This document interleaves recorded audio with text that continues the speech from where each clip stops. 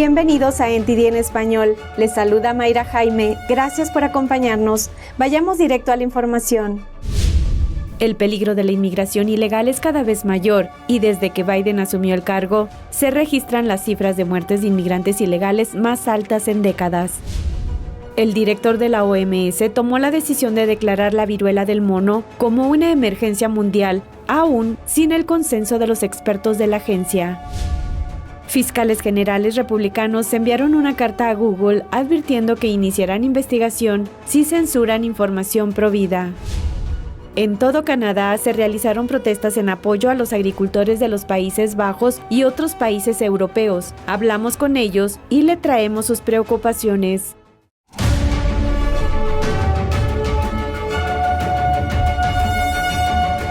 Más de 1,000 personas murieron al cruzar la frontera entre México y Estados Unidos desde que el presidente Biden asumió el cargo. Muchos factores diferentes hacen que el viaje sea más difícil y peligroso de lo que algunos podrían pensar. En lo que va de año, Estados Unidos registra un número récord de cruces ilegales de su frontera. El año fiscal aún no termina y más de 1,7 millones de personas cruzaron hasta junio. Un jefe de la División de Aduanas y Protección Fronteriza dice que los migrantes imaginan que el viaje es más fácil de lo que realmente es. Este tema de la migración masiva es este grupo de personas que vienen aquí. No se les dice lo malo que puede ser realmente. Creen que es tan simple como venir. Estás aquí y eres libre, es fácil venir. Y no funciona así, ¿sabes? Y ahí es donde entramos en las lesiones y las desafortunadas víctimas en toda la frontera suroeste. No se trata solo de salir de una infraestructura. Se trata de atravesar el duro terreno. Podrían caer en cualquier terreno montañoso que tenemos a través de las fronteras del suroeste. Además, tenemos muchos problemas con los ríos. Tienen que cruzar ríos. Siempre son traumáticas las situaciones allí. Así que también tienen que atravesar eso. El año pasado fue el más mortífero para los migrantes que cruzan la frontera entre Estados Unidos y México. Las Naciones Unidas registraron casi 730 víctimas mortales. La ONU comenzó a llevar un registro de esa cifra en 2014. Las muertes en Arizona el año pasado fueron las más altas en 4 décadas, según los examinadores médicos locales. En California, un hospital de San Diego está observando un aumento de ciertas lesiones relacionadas con el cruce de la frontera. Así que las lesiones que estamos viendo, lo que realmente estamos viendo es el aumento de pacientes que caen desde el muro fronterizo entre México y Estados Unidos y caen directamente en el condado de San Diego, saltando la valla fronteriza. En algunas secciones el muro es tan alto como un edificio de 3 pisos. Los rescates realizados por los agentes fronterizos a lo largo de la frontera suroeste superan los 14.000 desde el inicio del año fiscal 2022. Eso es más de lo que se registró durante todo el año fiscal 2021. Estamos recibiendo aproximadamente 16 llamadas al día. Todos los días, llamadas al 911. Según la ONU, la cifra de muertos de este año va camino de ser tan mala o peor que la del año pasado, que ya batió el récord.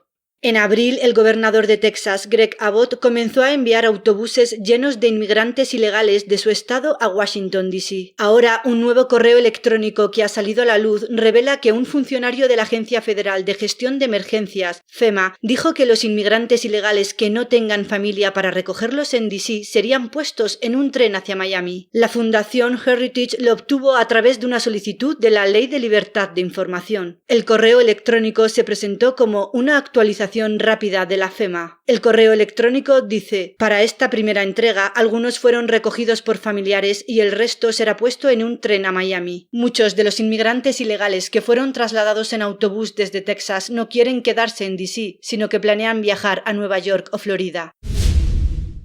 Al parecer, algunos alcaldes demócratas están sintiendo la presión de los inmigrantes ilegales que son enviados en autobús a sus ciudades. Ahora están pidiendo ayuda al gobierno federal, ya que los albergues para indigentes se están quedando sin espacio. Tenemos la historia. El gobernador de Texas, Greg Abbott, comenzó a ofrecer viajes voluntarios en autobús hacia D.C. para los inmigrantes ilegales en abril de este año. Abbott explicó: al llevar a los inmigrantes en autobús hacia Washington, D.C., la administración Biden podrá satisfacer de forma más inmediata las necesidades de las personas que ellos permiten que crucen nuestra frontera.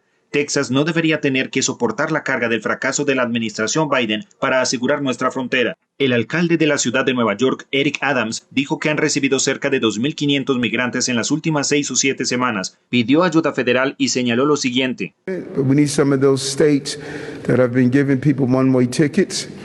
We need them to understand that this must be a partnership in this country to deal with those who are coming here seeking refuge or asylum. New York is going to do its share, but we have an overburdened shelter system now. Según el Washington Post, entre 4 o 5 buses con inmigrantes ilegales llegan directamente a D.C.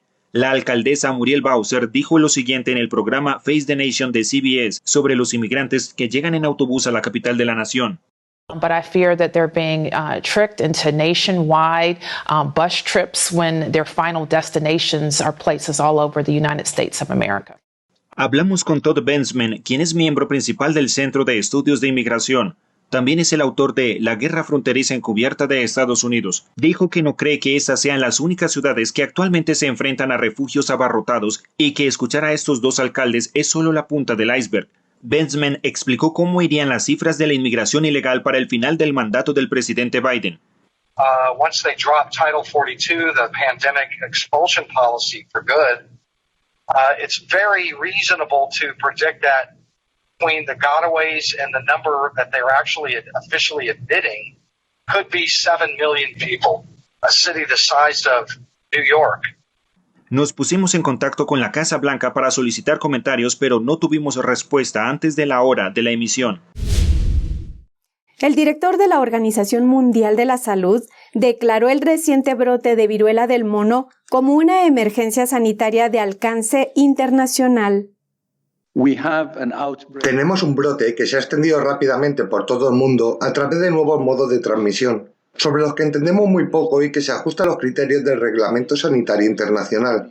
Por el momento, se trata de un brote que se concentra entre los hombres que tienen relaciones sexuales con hombres, especialmente los que tienen múltiples parejas sexuales. Esto significa que se trata de un brote que puede detenerse con las estrategias adecuadas en los grupos indicados. El Reglamento Sanitario Internacional sigue siendo una herramienta vital para responder a la propagación internacional de la enfermedad. La viruela del mono se ha propagado en más de 70 países. El director general de la OMS tomó la decisión de emitir la declaración, a pesar de la falta de consenso entre los expertos que forman parte del Comité de Emergencia de la Agencia Sanitaria de la ONU. Una emergencia global es el nivel más alto de alerta de la OMS. La designación no significa necesariamente que la enfermedad sea contagiosa o letal. La viruela del mono lleva décadas en algunas zonas de África Central y Occidental. Los brotes generalizados no se produjeron fuera del continente hasta mayo. La OMS declaró anteriormente emergencias por crisis de salud pública como la pandemia por COVID-19 y el brote de ébola en África Occidental en 2014, así como el virus del Zika en América Latina en 2016 y el esfuerzo en curso por erradicar la poliomielitis. En junio, los legisladores demócratas pidieron a Google que limitara los resultados de los centros de apoyo a mujeres embarazadas en las búsquedas, diciendo que engañaban a las mujeres que buscan abortos. Ahora Associated Press informa que los republicanos han pedido a Google que no cumpla esa petición. ¿Está violando Google la ley antimonopolio? Los legisladores demócratas tomaron medidas para anticiparse al debate sobre el aborto desde antes de que la Corte Suprema anulara oficialmente el caso Roe contra Wade. Una semana antes de que se publicara la sentencia, los congresistas demócratas escribieron en una carta a Google que los resultados de búsqueda engañaban a los que buscaban un aborto y los enviaban a centros de embarazo provida. Ahora, 17 fiscales generales republicanos enviaron su propia carta. Según Associated Press, los fiscales generales advirtieron a Google que si censura los centros de embarazo, podría estar violando la ley antimonopolio. Pero, ¿no mostrar los centros de embarazo en las búsquedas de clínicas de aborto viola realmente las leyes antimonopolio? En un artículo de la Heritage Foundation titulado Guía conservadora sobre el debate antimonopolio y las grandes tecnológicas, los autores advierten que las leyes antimonopolio se ocupan de la competencia, no de los problemas de los gigantes tecnológicos. Nos pusimos en contacto con Google para pedir comentarios, pero no recibimos respuesta antes de esta emisión. Ahora vamos a un breve corte y regresando le tendremos información sobre el apoyo que manifestó todo Canadá a los agricultores europeos. Regresamos.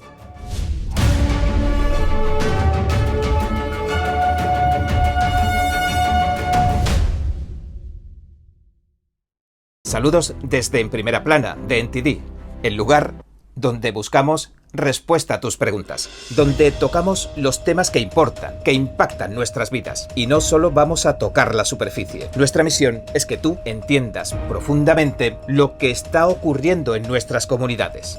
Estamos aquí para que no te pierdas lo importante. Míranos en YouTube y en Epoch TV de The Epoch Times en español de lunes a sábado a las 10:30 de la noche, hora del este. Te esperamos. Hasta pronto. Los expertos dicen que lo que pasa en China termina pasando en el resto del mundo. Pero ¿qué pasa en China realmente? Pocos se animan a contarlo. Censura y ocultamiento, persecución de creencias, vigilancia extrema y crédito social. Mírelo antes en China en Foco y entérese de primera mano de noticias que le gustaría saber antes que nadie. Mírenos en YouTube y en Epoch TV del Epoch Times en español, de lunes a viernes a las 7 de la tarde, hora del este.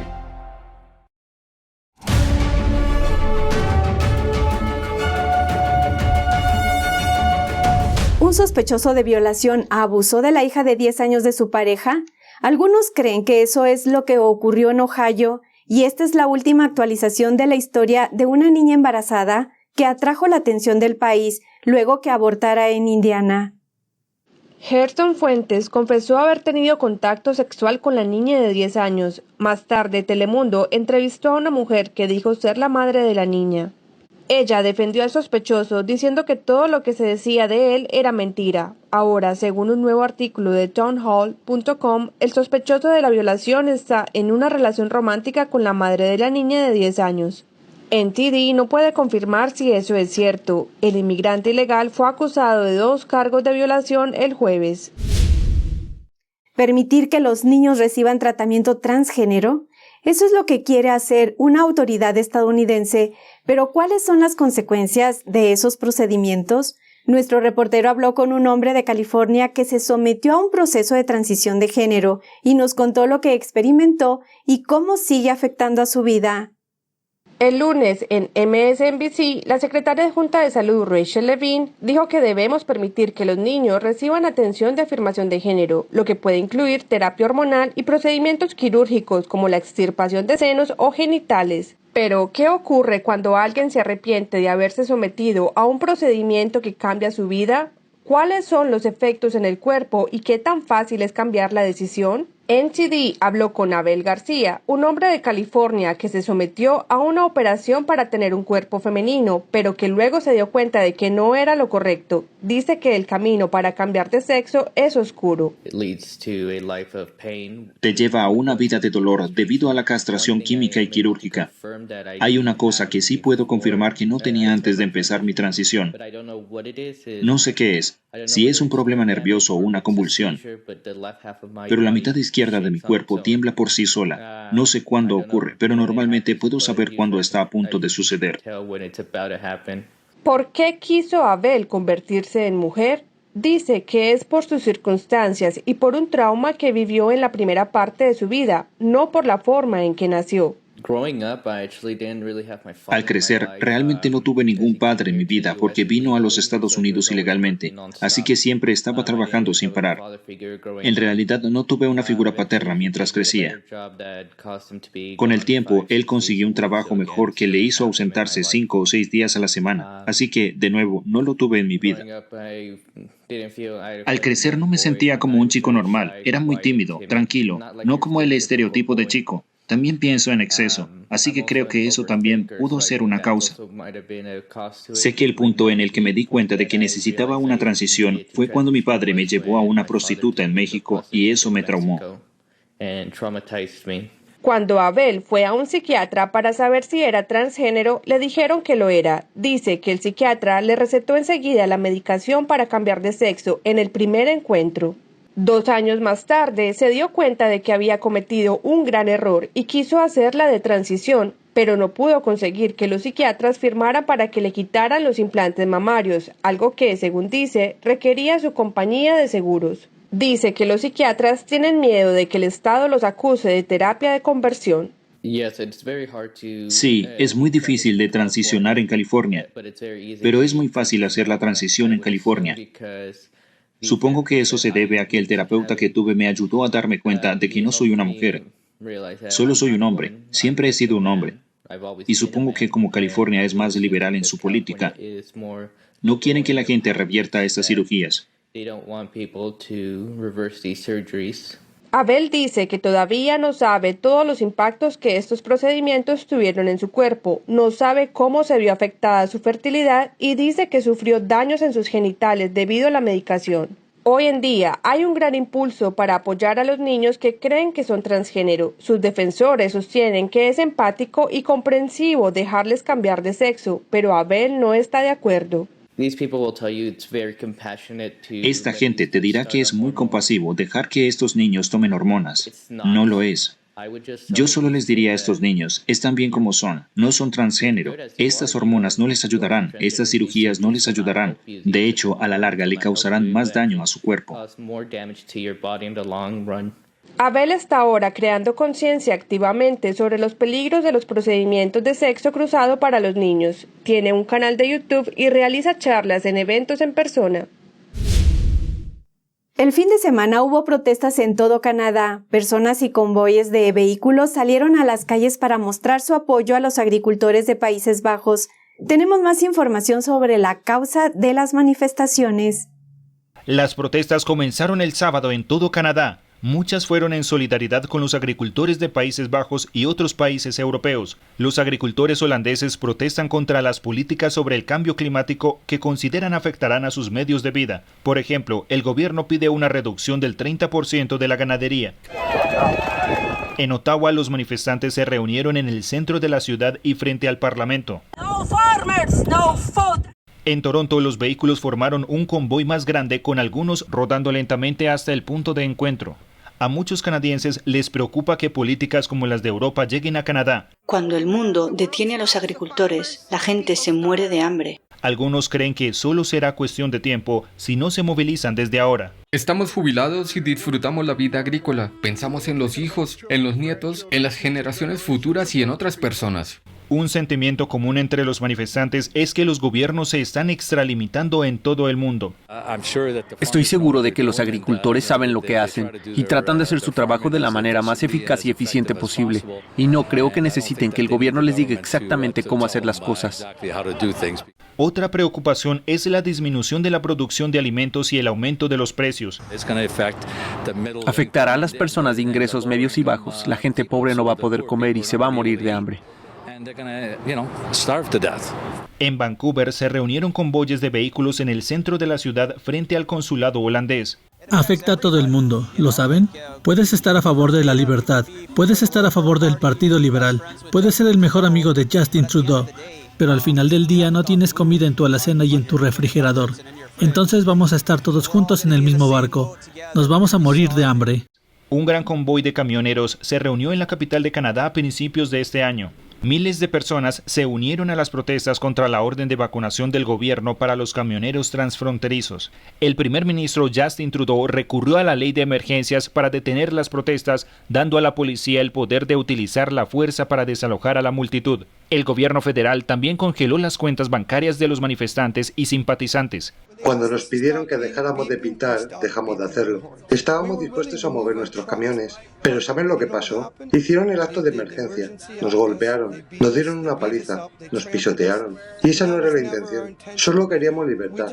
Solo queríamos que Trudeau hablara con nosotros. Si hubiera hablado con nosotros, estoy seguro que nos habríamos ido. El gobierno holandés quiere reducir las emisiones de gases de efecto invernadero y de amoníaco en un 50% en todo el país para 2030. El gobierno canadiense prevé una reducción del 30% de las emisiones para 2030, posiblemente limitando el uso de fertilizantes. Es un robo de dinero. Es quitar la propiedad a los agricultores que se verán forzados a declararse en bancarrota o a vender sus propiedades por unos centavos, porque no van a tener los ingresos para mantenerlas. La normativa medioambiental llega en un momento de escasez mundial de alimentos y de aumento de los precios de los combustibles y los fertilizantes. Ahora vayamos a un breve corte, pero antes queremos invitarles a que se suscriba a NTD en español, active la campanita para recibir notificaciones y agradecemos sus comentarios y likes. Además, le invitamos a suscribirse a Epoch TV desde la página web es.theepochtimes.com, donde encontrará un gran contenido sin censura. Regresamos.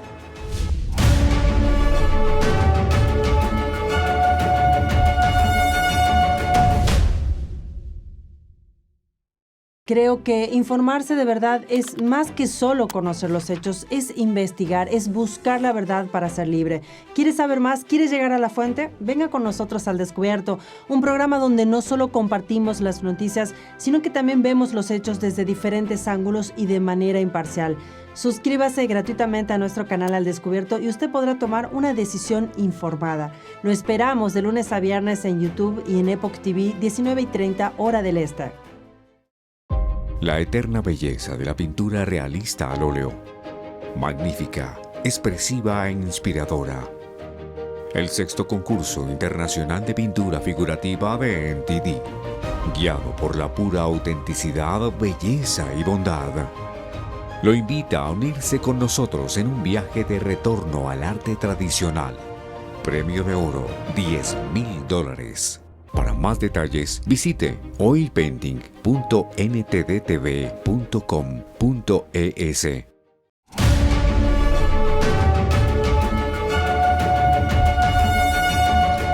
¿Qué tan grave es la amenaza del régimen cubano en la seguridad nacional del país? Pachi Valencia, conductora del programa Opinión Pública de The Epoch Times, conversó con el congresista republicano Mario Díaz-Balart en Washington, D.C., para saber más sobre las acciones de la actual administración frente a la dictadura castrista. En una entrevista exclusiva con el programa Opinión Pública de The Epoch Times, el congresista cubanoamericano Díaz-Balart habló sobre cuál es el sentir de la comunidad cubana en Florida ante las actuales acciones de la administración de Biden. Rechazo total a esta postura de darle concesiones unilateralmente al régimen sin exigir nada al intercambio. Díaz-Balart habló de las recientes protestas en la isla y de cómo el régimen está sentenciando incluso a menores de edad a decenas de años de prisión por manifestarse pacíficamente para pedir libertad. No solamente, por cierto, lo están haciendo con el régimen en Cuba, están haciendo la misma cosa con el régimen en Venezuela. Algo que no tiene ningún tipo de sentido y además de ser dañino a la causa de la libertad de esos pueblos, es dañino a los intereses nacionales de los Estados Unidos. El republicano de Florida también dijo que la alianza de Cuba con otros regímenes totalitarios está socavando la seguridad no solo de Estados Unidos, sino también de la región. ¿Qué significa para nuestra seguridad nacional que el gobierno de Biden esté relajando estas sanciones hacia la dictadura castrista? Sí, es insólito que estén haciendo eso. Es una dictadura que el mismo Departamento de Estado ha determinado que es una dictadura que promueve el terrorismo, que es aliado con los peores enemigos de los Estados Unidos a través del mundo, como Irán, como Rusia, como China comunista. Pero la actitud del presidente Biden es que no importa lo que haga el régimen para hacerle daño a su pueblo o para hacerle daño a la seguridad nacional de los Estados Unidos. Este presidente está empecinado en darle ayuda, asistencia, eliminar la presión, a pesar de lo que haga el régimen en contra de su propio pueblo o en contra de los intereses de los Estados Unidos. 2 senadores republicanos están impulsando un proyecto de ley para que Estados Unidos vuelva a designar a las FARC como una organización terrorista. Veamos los detalles.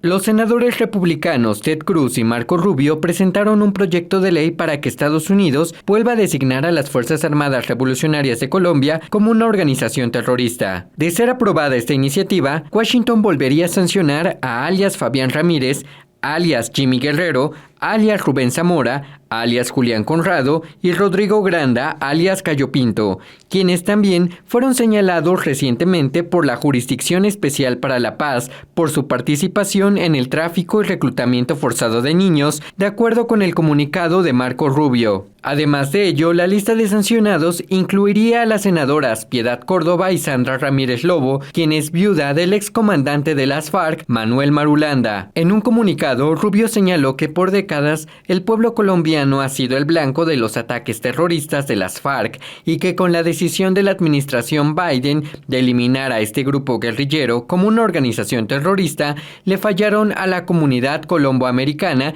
y dieron un retroceso a la seguridad de la región. Mientras tanto, Cruz dijo que la administración Biden renunció con esa decisión a una herramienta clave para hacer rendir cuentas a los terroristas de las FARC. Esto ocurre mientras grupos armados en Colombia buscan dialogar con el gobierno del presidente electo Gustavo Petro. Precisamente es lo que vamos a iniciar con muchos y a continuar con otros, porque se venía trabajando con el ELN. Así lo confirmó este jueves el canciller designado de Petro, Álvaro Leiva. 2 hombres detenidos en California con 150,000 pastillas de fentanilo fueron puestos en libertad sin tener que pagar fianza. Ambos se comprometieron a comparecer ante un juzgado, ¿pero lo hicieron? El 24 de junio, los agentes de la Patrulla de Carreteras de California detuvieron a José Cendejas a la izquierda y Benito Madrigal a la derecha. Cuando registraron su vehículo, los agentes encontraron 150,000 pastillas de fentanilo con un valor estimado de $750,000. Según Fox News, menos de 24 horas después de su detención, ambos sospechosos fueron puestos en libertad sin pagar ninguna fianza, con la condición de presentarse ante la corte cuando fueran citados. Pero el jueves, los 2 presuntos narcotraficantes no se presentaron a su juicio. El sheriff del condado de Tulare, Mike Bourdeau, dijo a Fox News que no podía creer que liberaran a los sospechosos en primer lugar. This assessment was done behind the scenes, basically, without ever contacting me as the sheriff or even asking me what I believe the risk to our public safety would be. Ahora se emitieron órdenes de arresto y los acusados se enfrentan a 14 años de prisión estatal si se les declara culpables de todos los cargos que se les imputan. Esto es todo por hoy. Les agradecemos por acompañarnos el día de hoy. Les deseo una excelente tarde y los esperamos en el programa de esta noche con mi compañero Eduardo Zompa a las 10 de la noche, hora del este.